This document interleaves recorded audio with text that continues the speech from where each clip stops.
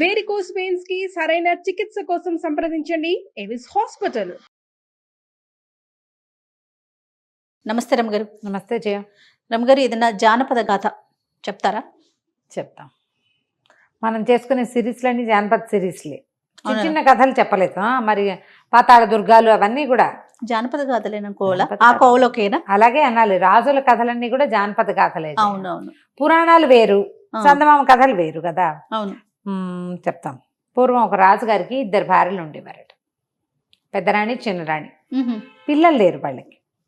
అయితే ఏమైందట, పెద్దరాణి బాగానే ఏదో అన్యోన్యంగా ఉండేవాళ్ళు. ఒకనాడు ఒక సన్యాసి భిక్షకు వచ్చాడట. భిక్షకు వస్తే ఆవిడ కొంచెం దీనంగా, చిన్నరాణి వాకిట్లో నుంచున్నాడు ఆయన. ఆవిడ కాస్త దీనంగా ఉండి ఇది వేయటానికి వచ్చింది, భిక్ష వేయడానికి వస్తే ఆయన, ఎంతమంది పిల్లలమ్మా నీకు అన్నట్ట. ఆవిడ బికమొహం వేసి, పిల్లలు కలగలేదండి నాకు. మా పిల్లలు లేని వాళ్ళ చేతి భిక్ష నేను తీసుకోను అన్నట్టు. అనేసరికల్లా ఆవిడ ఏడ్చింది. ఎన్ని పూజలు చేసినా పిల్లలు పుట్టట్లేదండి అంటే, ఇప్పుడు ఆయన ఏమన్నాడంటే, సరే నువ్వు నన్ను అడిగావు కాబట్టి అని ఒక దానిమ్మ పండు చేతిలో పెట్టాడు. ఈ పండు రసం తీసుకుతావు, నీకు సంతానం కలుగుతుంది. కాకపోతే ఆ పిల్లవాడికి, వాడి ప్రాణం ఒక చేపల గుండెలో ఉంటుంది. చేప అంతఃపురానికి ఎదురుగుండా ఉన్న చెరువులో ఒక బోలు చేప ఉంటుంది. ఆ బోలు చేప గుండెలో ఒక పెట్టె ఉంటుంది. ఆ పెట్టెలో ఒక మణిహారం ఉంటుంది. ఆ పిల్లవాడి ప్రాణాలు అందులో ఉంటాయి. ఓహో. చేపను రక్షించుకో, పిల్లాడు దినదిన ప్రవర్ధమానంగా పెరుగుతాడు నీకు అని చెప్పాడు. ఈవిడ దానిమ్మ పండు రసం తీసుకుని పుచ్చుకుంది. కాలక్రమాన గర్భవతి అయింది. ఈవిడ చక్కగా దానిమ్మ పువ్వు రంగులో ఉన్న అందమైన కుమారుడు కలిగాడు. రాజు ఎంత సంతోషించాడో. పెద్దరాణి ఒళ్ళు మండిపోయింది. ఆవిడ అట్లా వాళ్ళకి వీళ్ళకి భిక్షలు అవి వేసే రకం మనిషి కాదు. చిన్నరాణికి ఏంటంటే సంతానం కలగలేదు. ఏ యోగులో, సన్యాసులో, మహానుభావులు ఎవరైనా ఏదైనా వరం ఇస్తారని ఆవిడ వెళ్ళేదనమాట ఈ భిక్షలు పెట్టడానికి. ఆమెకి నిజంగానే వరం ఇచ్చాడు భగవంతుడు. సరే, ఈ పిల్లాడు చక్కగా పెద్దవాడు అవుతున్నాడు. ఆ చెరువులో బోల్ చేప చెరువులోనే తిరుగుతూ ఉండేది. ఎవరు ఆ చెరువులో ఇవి వేసేవాళ్ళు కాదు, వలలు వేసేవాళ్ళు కాదు, నడుస్తూ ఉండేది. పిల్లాడికి ఒక 10 ఏళ్ళు 9 ఏళ్ళు వచ్చాక 12 ఏళ్ళు కూడా వచ్చాయి. వచ్చిన తర్వాత ఒకరోజు ఏమైంది, పావురాలంటే మహా ఇష్టంట అబ్బాయికి. పావురాలు ఎగరేసుకుంటూ ఆడేవాడు. ఆడుతుంటే ఈ పావురం ఎగిరిపోయి పెద్దరాణి గారి అంతఃపురంలోకి పోయింది. ఈ పిల్లాడి పావురాయి కోసం ఆ పెద్దరాణి గారి ఇంట్లోకి, వాళ్ళ పెద్దమ్మ ఇంట్లోకి వెళ్ళాడు.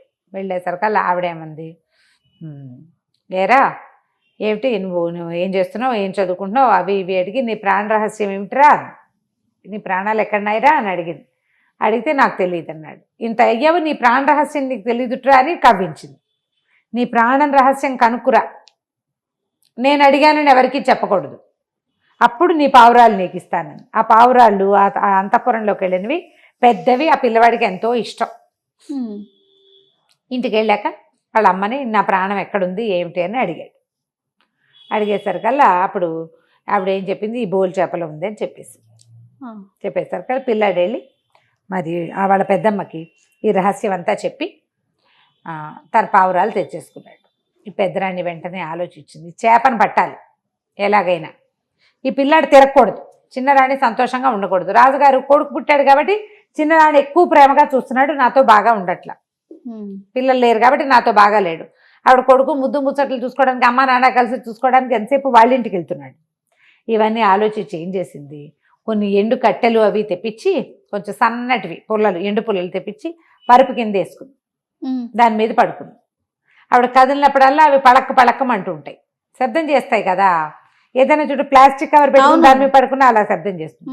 విపరీతమైన తలకాయ నొప్పని, ఒళ్ళు నొప్పులని రాజు కబురు చేస్తుంది. మామూలుగా రోజువారీ ఆవిడతో బ్రహ్మాండంగా ఆయన ఉండట్లేదు కానీ వస్తూనే ఉంటాడు. అనారోగ్యం అనేసరికల్లా రాజవైద్యుడిని వెంబడి పెట్టుకొచ్చాడు. ఈవిడేం చేసింది, పెద్దరాణి ముందే రాజవైద్యుడితోటి లాలూచి పడింది. పడి వాడికి, ఆయనకి తెలియజేసింది తన పరిస్థితి.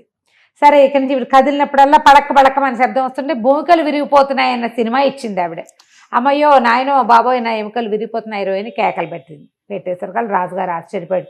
ఇదేం జబ్బు, విచిత్రమైన జబ్బు వచ్చిందంటే, ఈ రాజవైద్యుడు అన్నాడు, అవును ప్రభు, ఇలా వస్తుంది నడి వయసులో. మన అంతఃపురం ఎదురుగుండా ఒక పెద్ద కొలనుంది, చెరువులో ఒక బోల్ చేప ఉంది, దాని గుండెని తీస్తే ఈవిడికి తగ్గుతుంది అని చెప్పేసరికల్లా, సరే ఏముంది ఒక చేపను పట్టించడం పెద్ద కష్టమా? రాజుకు తెలీదా? రాజుకు తెలియదు. ఎందుకంటే ఆయన ఈ రహస్యాన్ని ఎవరికి చెప్పొద్దని చెప్పాడు రాణికి. కొడుక్కి చెప్పింది ఆవిడ. వాడు వచ్చి ఇక్కడ చెప్పేశాడు. అట్లాంటివి ప్రాణ రహస్యాలు అవి చెప్పుకునేవి కాదు కదా. అవునవును. వీళ్ళు ఏం చేశారు, అంతఃపురం కోలంలో వాలేశారు జాలరి వాళ్ళు వచ్చి. వాలేయంగానే ఎప్పుడైతే బోల్ చేప వల్లో పడిందో రాజుగారు యువరాజు కాస్త మూర్చిపోయాడు. రాజకుమారుడు మూర్చిపోయాడు. మూర్చిపోయాడు, పిల్లాడు పడిపోయాడు. పడిపోయేసరికల్లా ఏదో అయ్యింది, పిల్లాడు ఎందుకో పడిపోయాడని ఆ పిల్లవాడిని తీసుకుని వాళ్ళు ఏదో వైద్యం చేయించడానికి చూస్తున్నారు. ఈ లోపల ఏమైంది, చేప కాస్త అంతఃపురంలోకి వెళ్ళిపోయింది, పెద్దరాణి అంతఃపురంలోకి. చేపను కోసారు. కోస్తేనే కదా మరి గుండె వస్తుంది బయటికి. చేప గుండే కదా వైద్యం. మరి మామూలుగానే కోస్తారు, అందులో పెద్ద విశేషమేం లేదు. ఎవ్వరికీ తెలియదు ఇది. ఓ చేప దాన్ని కోయటం అంతే. బోల్ చేపటి ఇంత ఉంటుంది అనమాట పెద్దగా. దాన్ని కోసేసరికల్లా ఎప్పుడైతే ఆ గుండెని వెలికి తీశారో పిల్లవాడు కాస్త మరణించాడు. ఆ గుండెని నేనే వండుకుని తింటానని తన చేతిలోకి తీసుకున్న మహా యువరాణి కదా పెద్దరాణి, లోపల గదిలోకి తీసుకెళ్ళి దాన్ని కోసింది. అందులో చిన్న పెట్టె ఉంది. ఆ పెట్టెలో ఒక మణిమాల ఉంది. ఎప్పుడైతే ఆ గుండెని తీసేసి మణిమాల తీసేసుకుందో పిల్లవాడు మరణించేశాడు. ఇక ఏం లేదు. ఆవిడ మణిమాల శుభ్రంగా మెళ్ళ వేసుకుని తిరగటం మొదలుపెట్టింది. పిల్లాడు కాస్త పోయాడు. రాజు చిన్న రాణి లబోదిబోమని నడిచారు. ప్రజలంతా హతాశులైపోయారు. రాజుగారికి లేక ఒక కొడుకు పుడితే ఆ పిల్లాడు కాస్త చచ్చిపోతే వీళ్ళకి రాజ్యానికి రాజెవరు? ప్రజలంతా చాలా బాధపడ్డారు. ఆ పిల్లాడి స్నేహితులు అందరూ ఏడ్చారు. నానా గందరగోళం. అంతఃపురంతా శోక సముద్రంలో మునిగిపోయింది. పెద్దరాణి అంతఃపురంలో వాళ్ళు కూడా ఏడుస్తున్నారు. వాళ్ళు ఎవరికి తెలియదు. ఈవిడ మాత్రం ఆనందంగా ఉంది. నా తలనొప్పి తగ్గిపోయింది, ఒళ్ళొప్పులు తగ్గిపోయినాయని చెప్పింది. ఇదే కారణమని ఎవరికీ తెలియదు. అయితే ఈవిడికి చిన్నరాణికి ఒక చిన్న అనుమానం ఉంది, కానీ స్పష్టంగా తెలియలే. పిల్లాడు వెళ్ళి పెద్దమ్మకి చెప్పుంటాడు, అందుకే ఇది జరిగింది అని అర్థం కాలేదు ఆవిడికి. అసలు ఆవిడికి తెలీదు ఈ బోల్ చేపను కోసారని, అందులో నుంచి మణిమాల తీయబడింది అన్నమాట ఆవిడికి తెలియదు. అంతఃపుర రహస్యాలు ఎవరి వాళ్ళవే కదా. అక్కడి నుంచి ఏం చేసింది, నా పిల్లాడిని పాత పెట్టద్దు, కాల్చొద్దు, ఎక్కడైనా వాడి శరీరాన్ని ఉంచండి అని ఏడ్చి శోకాలు పెట్టింది. ఆవిడకు ఉద్దేశం ఏంటి, ఆ యోగి ఎప్పుడైనా వస్తే ఈ పిల్లాడిని బతికిస్తాడేమో, ఆయన వల్లే కదా ఈ పిల్లవాడు కలిగాడు. అప్పుడు దూరంగా ఒక తోటలో ఒక చిన్న గుడిసెలో పిల్లవాడి శరీరాన్ని అక్కడ పెట్టారు. పెట్టేసి ఆ పక్కన వదిలిపెట్టేశారు. వదిలిపెడితే ఈ పిల్లాడికి స్నేహితుడు ఒకడు ఉండేవాడు. వాడు కూడా ఈ తల్లికి పనులేని వదలలేని వాడు అనమాట. శరీరం అక్కడ ఉందని వాడికి తెలుసు. వాడు పోయి చూసొచ్చేవాడు. అయితే ఈ పెద్దరాణి పగలల్లా మణిమాల వేసుకుని తిరిగేది.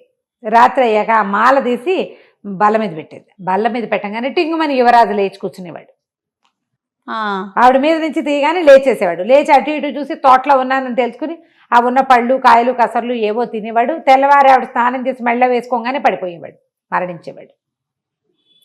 అయితే అప్పుడప్పుడు వెళ్ళి ఆ శరీరాన్ని చూసొస్తున్న ఈ స్నేహితుడికి తెలిసింది, ఏమిటి పెట్టిన చోట శవం ఉండట్లా, మృతదేహం ఎక్కడుండాలో అక్కడ ఉండట్లా, అక్కడ ఇక్కడ ఉంటుంది. ఇది ఏమిట్రా ఈ విశేషం అని చెప్పేసి వాడు ఒక 13-14 ఏళ్ల వాడు ఒక రాత్రి వేళ వచ్చి చూశాడు. మెలకుగా జీవించి ఉన్నాడు. ఏదో ఉంది కిటుకు. అప్పుడు తన ప్రాణ రహస్యాన్ని పెద్దమ్మకి చెప్పానని చెప్పాడు. ఈ పిల్లాడికి ఏం చేయాలో తెలియదు ఆ రెండో వాడికి. కానీ తను వెళ్ళి స్నేహితుడితో ఆడుకునేవాడు. రాత్రిపూట అక్కడే ఉండేవాడు. ఈ రహస్యం ఎవ్వరికీ తెలియదు. ఆ కుర్రాడు ఒక్కడికే తెలుసు. ఈ యువరాజు 12-14 ఏళ్ల వయసులో పెట్టబడ్డాడు అక్కడ. రాత్రిపూట ఎదిగేవాడు, పగల ఎదుగుదల ఉండేది కాదు. చక్కగా వయసు పెరిగింది, పెద్దవాడు యమనవంతుడు అయిపోయాడు అబ్బాయి. సంవత్సరాలు గడిచిపోయింది. ఇంతలో ఏమైందట, విధాత అంటే బ్రహ్మదేవుడికి దూరపు చుట్టాల చెల్లెలు ఒక ఆవిడ ఉంది. ఆ చెల్లెలకో కూతురు ఉంది. కూతురుంటే ఆ కూతురు మొదట నచ్చట మీద ఏం రాసావని ఆవిడ అడిగింది. అడిగేసరికల్లా ఆయన ఏమన్నాడు, నీ పిల్లడికి పెళ్లి కష్టం, పిల్లకి చచ్చిపోయిన వాడితో పెళ్ళవుతుంది అంతే అని చెప్పాడు. ఆవిడేమో పాపం తన కూతురిని జాతకాలు అక్కడ ఇక్కడ చూపించుకుని వాడికి దానికి వివాహ యోగ్యత లేదని, ఒకవేళ ఉన్నా చచ్చిన వాడితోటి దానికి పెళ్ళి అవుతుందని ఆవిడ శోకాలు పెట్టింది. ఇట్లా చేసావా, నాకు చెల్లెలు కూతురుని జాలి పడలేదంటే, ఏమో రాసేటప్పుడు ఏవో రాసేస్తాము, వాటిని మార్చలేము, చచ్చిన వాడు ఎవడైనా ఉన్నాడేమో వెతుక్కుని పిల్లకి పెళ్లి చేయి, అది సంతోషంగానే ఉంటుందని చెప్పాడు. ఆ విధాత పురుషుడి తాలూకు చెల్లెలు తన కూతురుని వేసుకుని తిరుగుతోంది. ఎక్కడైనా మరణించిన వాడు దొరుకుతాడేమో అని. ఈ తోట దగ్గరికి వచ్చింది. రాజకుమారుడు చనిపోయాడని తెలిసి అతని గురించి వాకప్ చేయడానికి ఆవిడ ఊళ్ళోకి వెళ్ళింది. ఈ పిల్లే గుడిసెలోకి వచ్చింది. వచ్చేసరికల్లా చీకటి పడేసరికల్లా యువరాజు లేచి కూర్చున్నాడు. పెద్దవాడు, అప్పటికి వివాహ యోగ్యమైన వయసు వచ్చేసింది. ఆ పిల్ల కాస్త పెద్దదే. ఇద్దరు కలిసి అటు ఇటు తిరిగారు. వాళ్ళ స్నేహితుడు వచ్చాడు అదే సమయానికి. ఈ అమ్మాయిని చూసి సరే ఈ అమ్మాయికి ఇద్దరికి పెళ్లి చేసేసాడు. తెల్లారేసరికల్లా యువరాజు పడిపోయాడు. ఆ అమ్మాయికి అర్థం కాల. ఆ స్నేహితుడు ఏం చెప్పండి, నువ్వేం భయపడద్దు, పగళ్ళు మెలకుగా ఉండడు, రాత్రిళ్ళు మెలకుగా ఉంటాడు, వీడితో నువ్వు ఇలాగే ఉండాలని చెప్పాడు. ఆ తల్లి వెళ్ళిపోయింది. చచ్చిపోయిన వాడితో పెళ్ళయింది పిల్లకి. రోజు పోతాడు వాడు, చచ్చి బతుకుతూ ఉంటాడు. ఇలా చాన్నాళ్ళు గడిచిపోయినాయి. ఈ అమ్మాయికి కవల పిల్లలు పుట్టారు. పిల్లలు పుట్టాక సరే ఆ అమ్మాయి ఏమందంటే మన రాత మనమే మార్చుకోవాలి. ఇప్పుడు ఈ కుర్రాడు ఏం చేయలేడు, దాని స్నేహితుడు ఏం చేయలేడు, వాళ్ళ అమ్మాయి ఏం చేయలేదు. నేను ప్రయత్నం చేస్తానని ఆ పిల్లల్ని ఇద్దరిని వేసుకుని రాజా అంతఃపురాలకి వెళ్ళిపోయింది మారువేషం వేసుకుని. ఈ అమ్మాయి ఎవరో వాళ్ళకి తెలియదు. నేను చాలా అందంగా అలంకారాలు చేస్తాను, సుగంధ ద్రవ్యాలు చేయటం వచ్చునా కానీ చిన్నరాణి దగ్గరికి వెళ్తే ఆవిడ ఏడ్చి సోకాలు పెట్టి నాకు వద్దు, పిల్లాడు చనిపోయాక నేనేమీ చేసుకోవట్లేదు, నా జీవితం ఇలాగే అయిపోతుంది, నాకేం వద్దు అంటే సరే అక్కడి నుంచి పెద్దరాణి దగ్గరికి పంపించింది. పెద్దరాణి ఏమనుకుంది, ఈ మధ్యకాలంలో అలంకారాలు అవి చేయట్లేదు, పెద్ద వయసు వచ్చేసింది, రాజుగారు అసలు మొహమే చూపించట్లేదు, ఆ పిల్లాడి పోయాక ఇంకా ఆయన ఈవిడ దగ్గరికి రాలి. ఆవిడ సంతోషంగా ఉంది పిల్లాడు లేడని. కానీ రాజు ఏమీ ఆవిడని ఆదరించల, మూడాఫ్గా అయిపోయాడు ఆయన. అయితే రాజుని అలరించచ్చు అని చెప్పి సరే చేయించుకుంటానండి. ఈ అమ్మాయి ఏం చేసింది, చక్క గంధంతో వాటితోటి సుగంధ ద్రవ్యాలు తయారు చేసి ఆవిడతో స్నానం చేయించి బోళ్ళంత మేకప్ చేసింది. వస్తువులన్నీ తీసి పక్క పెట్టాలి కదా. ఈ పిల్లలిద్దరికి ఏం చెప్పిందంటే ఈవిడ మెడలో నుంచి ఒక గొలుసు తీస్తుంది, ఆ గొలుసు చేత్తో పుచ్చుకోండి, ఎంత అడిగినా ఇవ్వద్దని చెప్పి. అక్కడి నుంచి పిల్లలు ఏం చేశారు, ఇద్దరు చేత్తో పుచ్చుకున్నారు, మెడలో వేసేసుకున్నారు. ఆ గొలుసు ఇవ్వాల. ఈవిడ స్నానం అయిపోయాక నా వస్తువులన్నీ చూసుకుంది, మణిమాల లేదు. పిల్లల్ని అడిగితే మా దగ్గర ఏముందన్నారు, ఇవ్వాల. ఏడవటం మొదలుపెట్టారు, చేతికి అందరూ పరిగెడతారు. ఈ అమ్మాయి ఏముందంటే మా పిల్లలు చిన్నపిల్లలు కదా మహారాణి, మీరు రెస్ట్ తీసుకోండి, మరి నేను ఇంటికి వెళ్ళి పిల్లలకి పాలు పెట్టి నిద్రపుచ్చాక నిద్రలోకి వెళ్ళాక వదిలేస్తారు వస్తువు, ఆట కొద్దీ తీసుకున్నారు, అదేదో బాగున్నాయి పూసలు మెరుస్తున్నాయని రేపొద్దున తెచ్చిస్తాను అనగానే సరే ఒప్పుకుంది పెద్దరాణి. ఈ అమ్మాయి ఏం చేసింది, పిల్లల్ని ఎత్తుకుని ఇంటికి తీసుకెళ్ళిపోయింది. 4-5 ఏళ్ళు వచ్చినాయి. ఇంటికి వెళ్ళేసరికల్లా తండ్రి మెలకుగా ఉన్నాడు. మరి వస్తువు వీళ్ళ చేతిలో ఉంది కదా. ఆ మణిమాల అతని మెడలో వేసేసరికల్లా ఇంకా బలంగా, ఇంకా అందంగా, ఇంకా చక్కగా తయారైపోయాడు. మర్నాడు పొద్దున ఇంకా వాళ్ళు ఆ మణిమాలని వెనక్కి ఇవ్వాలి. ఈ స్నేహితుడు పోయి రాజుగారి మావటి వాడికి చెప్పి ఏనుగుని తీసుకొచ్చి ఏనుగు మీద యువరాజుని, అతని భార్యని, వాళ్ళ ఇద్దరు పిల్లల్ని ఎక్కించి తీసుకుపోయాడు. బతికే ఉన్నాడు యువరాజు అని. ఇతను చూసేసరికి వాడు 13-14 ఏళ్ళ వాడు కదా. పోయేసరికి పెద్దవాడైతే 25 ఏళ్ళు వచ్చినా ఏం మారుతాడు. ఏనుగు గుర్తుపట్టింది యువరాజుని. అక్కడి నుంచి అందరూ చూసుకున్నారు, ఏం జరిగిందో తెలుసుకున్నారు. సరే యువరాజుని రాజ్యాభిషేకం చేసి మళ్ళీ అతను జీవించే ఉన్నాడని తెలుసుకున్నారు. మణిమాల ఇక అతని ఒంటి మీద నుంచి మళ్ళీ ఎప్పుడూ తీల. ఇలాగే చచ్చి బతికిన వాడి జానపద కథ.